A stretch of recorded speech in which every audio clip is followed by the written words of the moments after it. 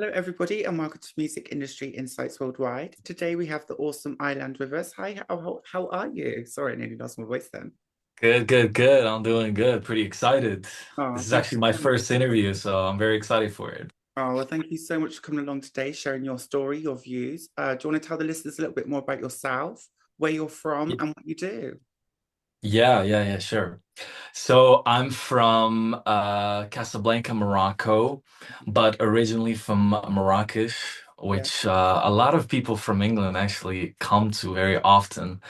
Um, I am a singer, songwriter. I've written scripts before. I'm working on some stuff that obviously we're gonna get into. I do marketing. So obviously there's the creative life and there's the professional life and Lots of I'm mixed balancing the together. two of them. Yeah, well done. And how long have you been doing music and entertainment for now? So as an amateur, I've been doing it ever since I could remember. Mm. I've played piano ever since I was 4 or 5. Oh, wow. Started singing when I was 12, 13, and really started recording music when I was 16. But I could honestly say that it's only been for the last 3 to 4 years where I've been taking it seriously. But Okay. this year, like really putting myself out there. Oh, So that's I'm very excited for it. well done for your dedication and perseverance of carrying on, because I think it's about growth. It's about figuring yourself out, finding your voice, finding what works with the audience and like what you're going to represent. So, what does your music represent, and how long have you been doing it for? Right. So, um, most of my music at when I first started making music, it was mostly pop, R&B, like I I grew up I grew up listening to artists like Michael Jackson, Chris Brown, Usher, and artists like that. So most of my music started off like that, but now it's mostly cinematic music. So imagine the kind of songs that you would hear in a movie or something like that, as it tells the story in the lyrics, but also part of the movie. It's very immense. So, Yeah, I get you. yeah. So, well done for that. And how's music like in Morocco? Because when I used to live in Morocco, so I know it's very creative. Lots of people love arts. They love sports and arts. And everywhere you go, every street corner, someone's playing a guitar or singing or doing something Yeah, to do with music, which I absolutely loved. What's the music industry and the infrastructure like over there? It's a little bit different to the UK and Europe, right? of course. Yeah. Um, Basically here in Morocco, uh, we're truly starting to receive a lot of international artists, and most of the artists are becoming international. I just last week or maybe 2 weeks ago, I think this basically this summer has had like the most festival that it has ever had in Morocco. I love the Morocco. Myself, I've already went to like two festivals where it's like at least 6 to 8 artists. There was Jason Derulo, there was Black Eyed Peas, there were also In Vogue. They Excellent. were really good, by the way. They were so good. There was like 50 Cent in Mawazin and Rabat. And there's also been like Moroccan artists that have done stuff that is considered the first, which is like to be on the international side of things. So it's pretty prevalent. Because I know you're quite Americanized and I know you really appreciate your kind of American culture. What's it like? Obviously, you're a Muslim country. What's that like being a musician? Do you find there's a lot of opportunities for musicians to thrive and survive? And does the government support you making music? In Morocco, Yeah. of course, I want you to think of the Moroccan scene sort of like an earlier 90s in the UK or the States. Yeah. It's like the birth of Yes. the artists and the pioneers that are gonna lead the Upcoming. way in terms of artistry. We have a lot of good artists, we have great artists, and everybody is constantly trying to push the envelope because we got that underdog type of mentality right now. And when it comes to Africa, our music is currently number one when you think about it. So in terms of festivals, music, everybody's constantly trying to get creative and do stuff that is crazy. Yeah, So yeah. brilliant. I have been to Ganoa. I remember that was a great time actually. Spent some good times in Morocco and had some great times. So, what are the good festivals and events that you could recommend if someone was going over to Morocco? Where would you suggest them to go and check music out? You know, you could never go wrong with Mawazine, which Hmm. is like the second festival, top second festival in the world. It has all basically the idea of it is that it's international. It's not just made for contemporary music, but it also has many scenes.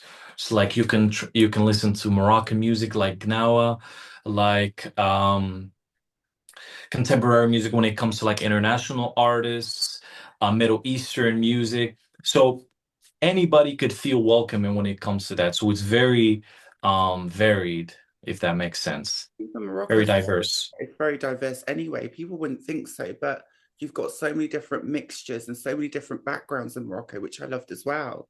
Everyone fits in.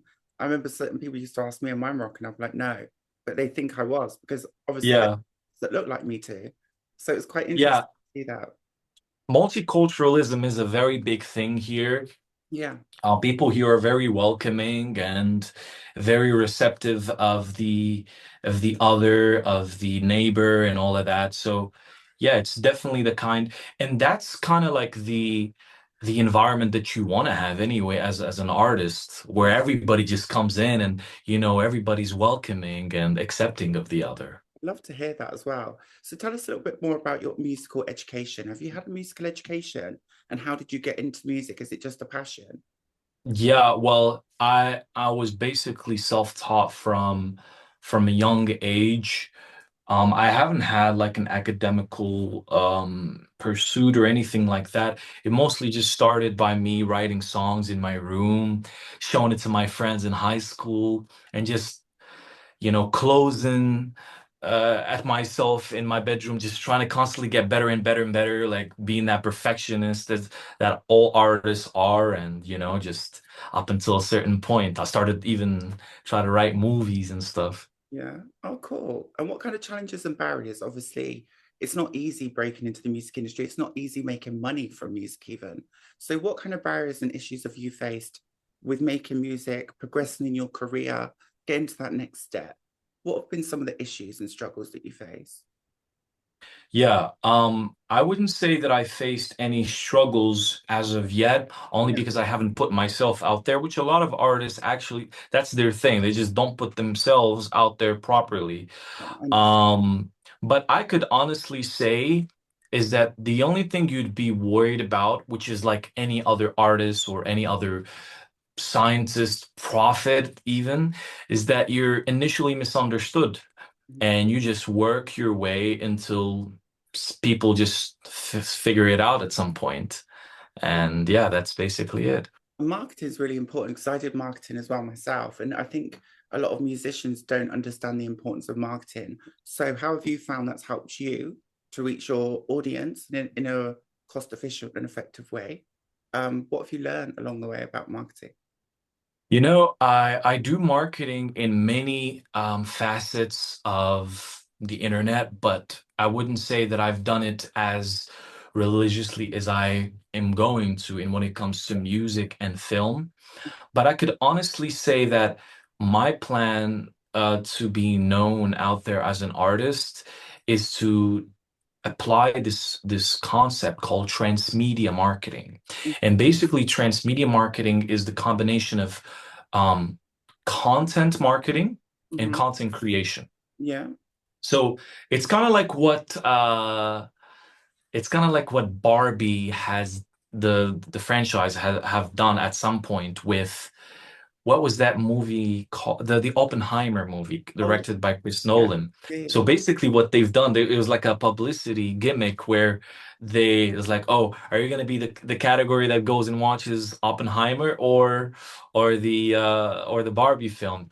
Now obviously from a commercial standpoint, they were two competitor production Yeah, companies, yeah, but there were also these polarizing genres. So it was based around that. And also Barbie is like the audiences were able to interact with the story through yeah. social media even before going to see the movie, Right. right? Yeah, And that's something that I'm trying to apply when releasing my music and my album out, is to yeah. basically create a story out of it Yes. that will allow people to be like immersed in it. Yeah. And then it's like, oh, it's just an artist, but the story is bigger than the artist, where You all relate other to artists can the join story. it. Yeah, and it's like you kind of interpreting that story to fit your own personal experience as well, right? So Exactly, of course. My that's actually my personal experience that I've put in this project that I'm working on called Alem yeah. is basically when I lived in Kiev in Ukraine, Oh wow. like right around like before war, Okay. and I've had a tremendous experience there, the good and the bad, Mhm. and I kind of took that and I made it larger, Wow. made some fictional parts of it Yeah, and yeah. just turn it into a whole other thing. Very interesting. Very interested indeed. So tell us a little bit more about what you've got coming up, what's going on with your career right now, and what's your next steps. Yeah. So right now, actually, it's just what I talked about is how I'm becoming. I'm releasing this docu-series of me basically as an artist and Yeah. learning to be an artist once again, because I stopped at some point, Yeah. is to learn how to inhabit once again that role of creativity, but not only that, but to also inhabit this larger than life character called Alem, which is this dark angel that was exiled from a whole other world and has fallen into ours, and it is up to no good, just world dominion, right? So it's like this Heath Ledger, Joker, Luciferian type of role, Yes. which is going to take a lot of energy from me because I really want to do the method acting. Because, like I said, I want to do transmedia marketing, which means I'm going to play the role Of that. And even that. even before the movie comes out, Yeah. right? Yeah. So the stuff that I'm releasing right now, actually, even before I got on the interview with you, I was editing the second video, which is basically I'm documenting how I'm becoming this character. So just me, just a normal guy, It's lovely. just Bringing yeah, people on your journey, which is actually, exactly, just showing them like from A to Z, like from yes, the beginning. that's lovely. I really like that. So Well, yeah, hope that goes well. You've got a video dropping tonight, is that correct? absolutely, yeah, at midnight, Look about out. a couple of hours from now.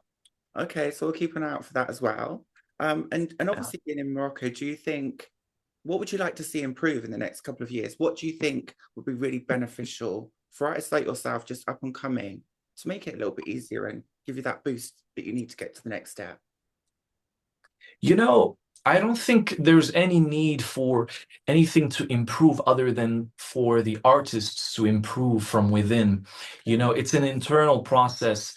It's like the create artists are in charge of architecting Yeah, society and culture. yeah, So it comes from us. There's this blame game and this victim mindset, which I did have at some point, where you're like, oh man, like nobody out, this is not for me. Nobody out there actually, likes my music or likes what I do. But how can you work on yourself and on your music and your art till you become completely inevitable? that's true. That's And as a culture, yeah, everybody can do that yeah, simultaneously.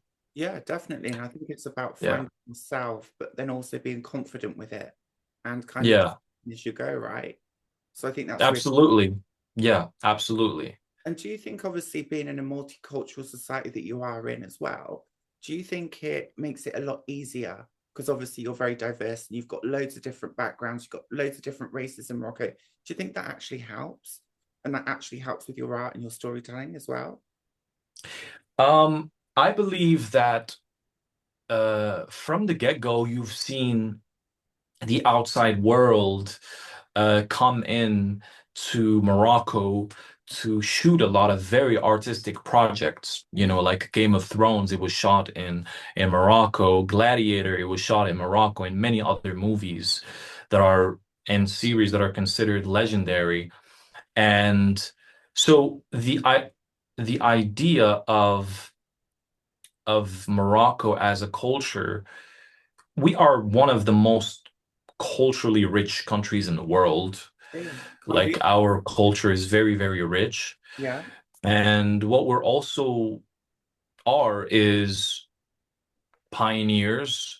We are leaders, and we just have to start believing in ourselves, Mm, not looking for outside validation, because that validation comes from us shining, yeah, and that's anywhere in the world. that's so true. So that's kind of like my internal mindset. Wherever I go in the world, my story as an artist is universal, and it'll be heard and it'll be received, and it's just a matter of time. And it's so there's obviously a lot of ups and downs in music as well. So, you have good times, you have bad times. How have you ever has it ever impacted your mental health? And obviously the way you feel about yourself and putting yourself out there and always trying to be that better person and working on yourself. Does that affect you at all at times? Absolutely. I I often face like imposter syndrome, especially when I go through life very, very long, um, not pursuing art, not being an artist, Yeah. and I start losing track of myself, I and I get start to feel really, really bad, I get right? I get And and then something bad, like hmm okay, usually like there's like this dualism in my life, and I think many other people are face this where I can often do very good in business, yeah, at work, yeah, but I do very bad at music, which means like I'm not being productive, I'm not putting anything out there. I don't feel that way. yeah, yeah. Yeah. And sometimes I'm like, okay. And then I start leaning on being an artist and making music. And then I'm bad at business. I stop, going on meetings and stuff like that. Yeah. So I guess now I'm learning to not waste time anymore and to learn how to balance the two That's a very because it does go hand in hand, yeah, you know? yeah, yeah. I get like that a lot. And I think there's a lot of, I think the problem with creativity at the moment is there's a lot of social media, there's a lot of business stuff. And when you're trying to create music, Yeah, you've still got to do that alongside it anyway. So getting that balance right is really, really important. absolutely, absolutely. Because when you think about it like this, as artists, it is our responsibility to put out stuff that if we're not gonna do that, others will, because we're nothing but vessels Right? of truth. The Yeah. truth will come out and it will go out to the world.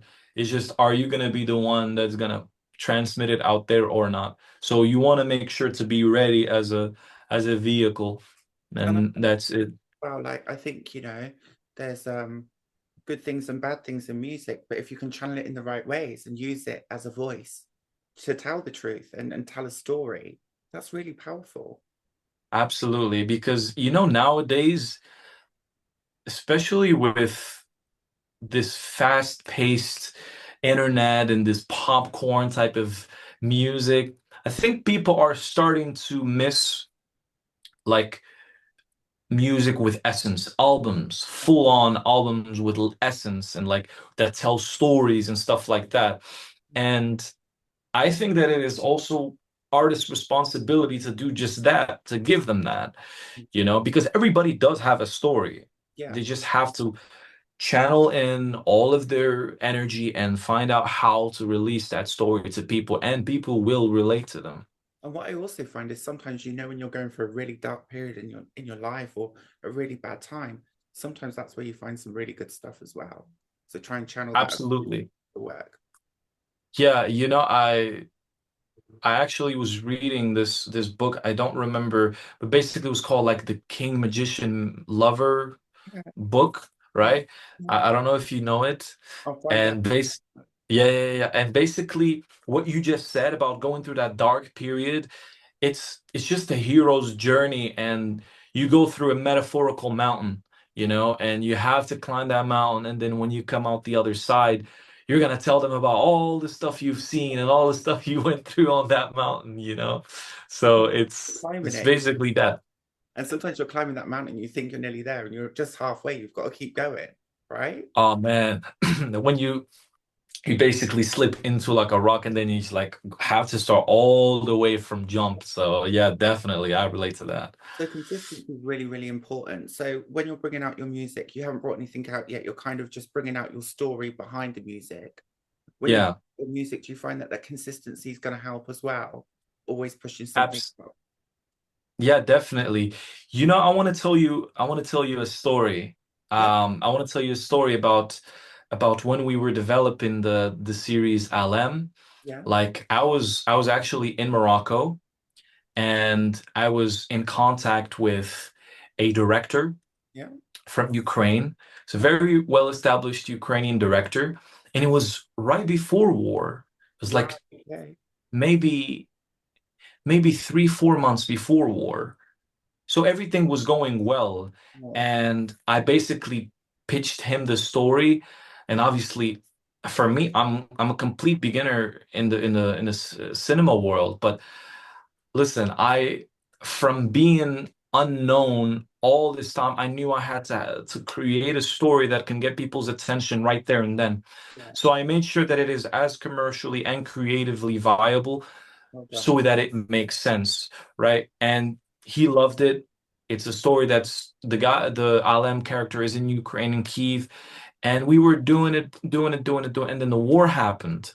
So we were getting like the entire crew together, and I was actually about to go there, and we were gonna start shooting Oh, like the first couple of scenes because we were already getting the a couple of investors in.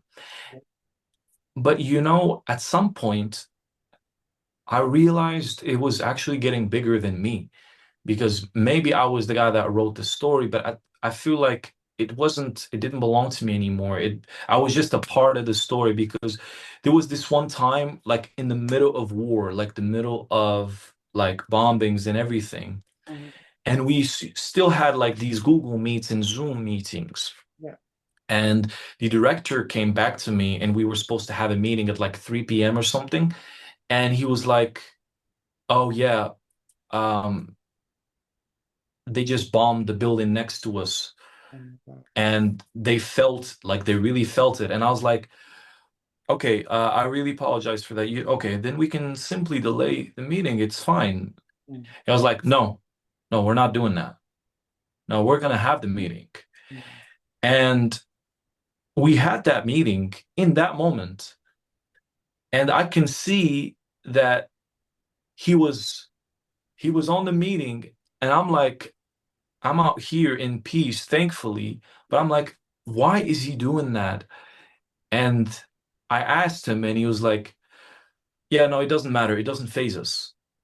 wow. Work is gonna keep being done. We're gonna do this, and we're gonna tell the story because basically we spun the story where um we were foreshadowing the actual war that Yeah. was happening in Ukraine in the story, like Right. on the series, Right. right? So it's basically it's a legit series. It's not a short film. Mm, Like even though I'm an artist, but I will basically play the main character in an actual series. Like we were already getting the streaming platforms on it, and he was like, "No, it's gonna get done, and the world needs to see yeah. this story because they will see Ukraine in it." And then Okay. I Yeah. felt so humbled and honored. I was like, okay. So up until this point, I still have that in my mind. I'm like, okay, I have to get this done. And at some point, he even asked me himself, he was like, this war is not ending anytime soon. Can we just shoot in Romania and then obviously pretend that it is Ukraine? I was like, no, no, people really need to see Ukraine as what it is Yeah. because I went there once and I fell in love with it. It's Yeah. a very particular side of the world where you feel like time passes by differently. And I wanted people to feel that way. And I'm obviously going to be working on it once again. Authentic as well, don't you? You need it to be authentic. You need it to be real. You need it to tell that story. 100%. Absolutely. Oh, Yeah. Yeah. wow. Definitely. You're going to put your own music on this. stuff as well? It's going to be some of the soundtracks are going to be my music, obviously produced by others. I would sing on them. There's going to be some great music producers, some great actors. Hopefully, we can still get in contact with them. Some very, very talented film crew members. But yeah, we want the story to feel so universal, so rich. Mhm. We actually want so basically, where he comes from, this Alem character, when we do, basically, it's kind of the way it would be shot is kind of like Game of Thrones, where they were shooting in that snowy area Yeah. versus when they were. Uh, I want to do that, but like in Morocco and in Ukraine.